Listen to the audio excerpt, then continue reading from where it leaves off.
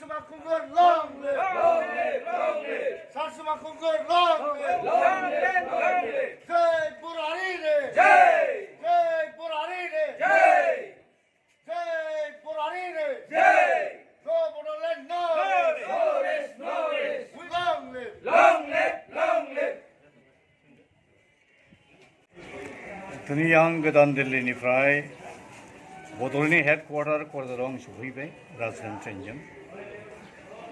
아르둘라이 부흠니 보룹샤퍼는 앙 베쿠는 베 खौरांखौनो आं दैथायहरनो सानदों Bodo' national students union all India Bodo' people national league for Bodoland statehood Bodo' writers academy Bodoland Janajati Suraksha मंच आरो लोगोसे गोबां बर' हारिनि एलाइड अर्गानाइजेशनफोरनि दैदेननायाव थांनाय आगस्तनि 8 अक्ट'खालि भारतनि राजथावनि गोदान दिल्लीनि जन्तर मन्तराव मोनसे डेमनस्ट्रेसन जों होखांबाय बे डेमनस्ट्रेसननि गेजेरजों भारतनि गाहाय मन्त्रि नरेन्द्र मोदी नखर बिफाननि मन्त्रि अमित शाह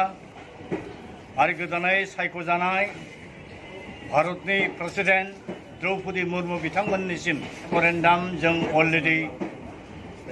हैखांबाय आरो नै दाखालिसो आङो 13 तारिखखालि यूनियन होम सेक्रेटारि अजय कुमार भल्लानिसिम गांसे मेम'रेन्डाम हैखांबाय बिथांजों 5 मिनिट समय लानानै आङो नर्थ ब्लकनि होम मिनिस्ट्रिनि अफिसाव थांनानै बिथांखौ लोगो हमनानै आं सावरायखांबाय थामथि बर' गोरोबथानि जाहोनाव 2003 मायथाइयाव बिएलटिजों सुक्ति खालामनायनि रिजाल्ट हिसाबै बर' फिसाफोरनो भारत संबिजितनि 6थि सेडुलनि सिङाव जि मेक्सिमाम एमाउन्टनि अट'नमि होनाय जादोंमोन 40 साबजेक्ट ट्रान्सफार खालामबायमोन 3079 गामिखौ लानानै जिअ'पलिटिकेल बाउन्डारि होखांबायमोन बेफोरखौ थामथि बर' गोरोबथाया फोजोबस्रांनो नागिरनायनि बाथ्राखौ आं बिथांनो सेकेन्ड खेबनि थाखाय दाख्लै फोरमायहैबावदों बिथांनो आं बुंदों जोङो राहा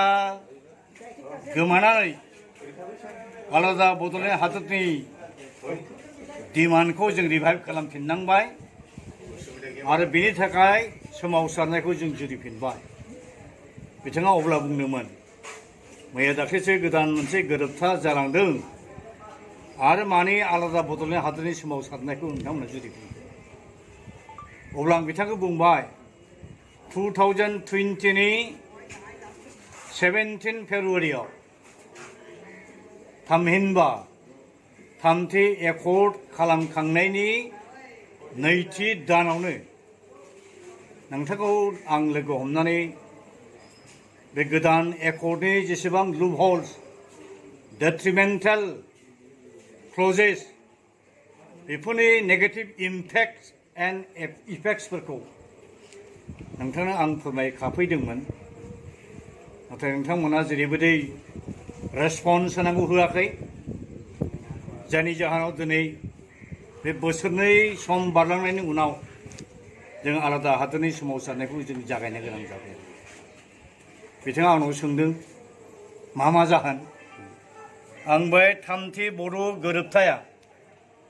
जोंनि बड'लेण्ड कनसेप्टखौ मा रोखोम डेमेज खालामदों बेनि एग्जामपलआ मोनसेया जाहैबाय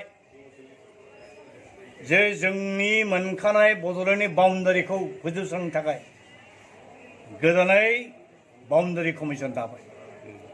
बे बाउन्डारि कमिसननि खामानियानो जाहैगोन जे बिटिडिआव हाबखानाय नन ट्राइबेल गामिफोरखौ दानख्रुबजोबनाय दानफ्लेजोबनाय दानखावजोबनाय जुदि 1000 बा 1200 खान गामि जुदि बिटिडिनिफ्राय दानख'जानाय जायोब्ला अब्ला बे अट'न'मास डिस्ट्रिक्ट काउन्सिल कनसेप्टनि कम्पेक्टनेस कन्टिबिलिटि बहा थागोन 16टा डिपार्टमेन्टखौ अलरेडि डिसिफोरनो हगारबाय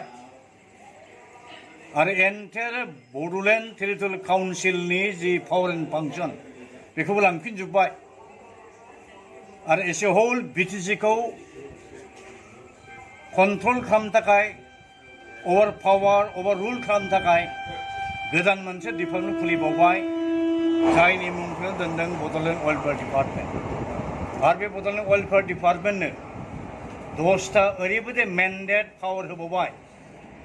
जाय पावारफोरनि गेजेरजों बिटिसिनि होखानाय पावार एन्ड फांसनखौ लांफिनजोब्बाय दा बे सिटुएसनाव जोंनि इलेक्टेड जे काउन्सिल दं एसेम्बलि दङ बेहा मावनांगौ जेबो खामानियानो गैला आरो डिसिफोरनो ओरैबायदि पावार होबावबाय जे एनुवेल एक्सन प्लेन बिथांमोनासो बानायगोन दा डिसिफ्रासो एनुवेल एक्सन प्लेन जुदि बानायोब्ला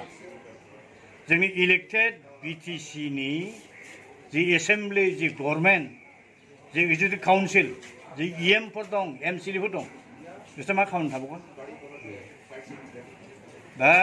इनफेक्ट एस ए होल जे 6 सेड्युलनि आन्दाराव बर'फोरनो अट'न'मिक बासफोरनि लिडारशिपआव गोदोनि जिथु गभर्नमेन्ट दंमोन एनडिए गभर्नमेन्ट बे गभर्नमेन्टआ बर'फोरखौ अननानै बिथांनि पलिटिकेल ब्लेसिंस हिसाबै जोंनो जि अट'न'मि होदोंमोन बे अट'न'मि दिनै सेस जाबाय बेखायनो under this kind of situation Bodos have been compelled two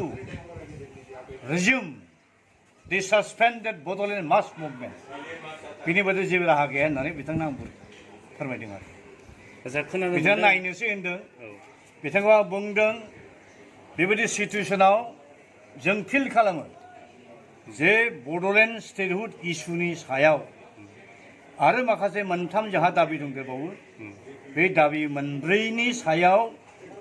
fresh political dialogue नेगसिएसननि प्रसेसखौ start खालामनो नोंथाङा एक्सपेक्टेड खालामनानै आं बिथांखौ खावलायबोदों आरो बिथाङा नायदिनो होनना बुंदों आरो सेसन जायो बे उइन्टार सेसननि गेजेराव बिथाङा एपइन्टमेन्टखौ होहोनो नाजानो होनदों जों अदेबानि बुंदोंमोन जे 15 आगस्टनि उनावब्ला साबसिन जायो होनना बुंदोंमोन आरो बिथाङा नाजागासिनो थागोन दा फोथायनाय दं आरो दुलाराय बुहुमनि बर' फिसाफोरनिसिम आंनि खावलायनाया बेनो आंनि थैथां जों जुजिफिननांगोन बेनि थाखायनो पार्टि हानजानि डिफारेन्सखौ इडिअलजिखौ डिफारेन्सखौ गारनानै जों एसे हल बर' जाथि हिसाबै जों ज' जाफिननांगोन थैथां जुजिफिननांगोन अब्लानो मोनसे समाव डेफिनेटलि भारत जेबो डिसिसन गैयाब्लाबो गावसिनि जुदि एडामेन्ट डिसिसन जे स्टेन्ड जे एटिटिउड बेखौ सोलायनानै जोंनो आलादा हादोरखौ होनो बिथांमोना निस्सय आवगायबोगोन बा आवगायबोनो गोनां जागोन